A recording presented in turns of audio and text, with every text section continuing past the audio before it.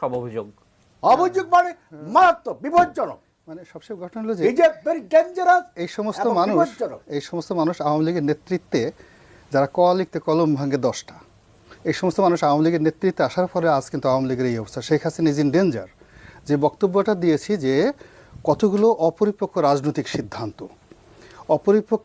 সিদ্ধান্ত, সব সিদ্ধান্ত শেখ হাসিনা নেন না। ব্যাংক চুরির সিদ্ধান্ত শেখ হাসিনা নেন নাই। এই যে আহমেদ হোসেনের আন্ডারে যে কমিটিগুলো হয়, কমিটি যদি কেউ টাকা পয়সা নিয়ে থাকে সেই সিদ্ধান্ত শেখ হাসিনা নেন নাই। সারা বাংলাদেশের ছাত্রলীগ যুবলীগের বিরুদ্ধে যে অপকর্মের অভিযোগ আসছে সেটা আহমেদ হোসেনদের মতো লোকজনরাই করেছে, শেখ হাসিনা করেন নাই।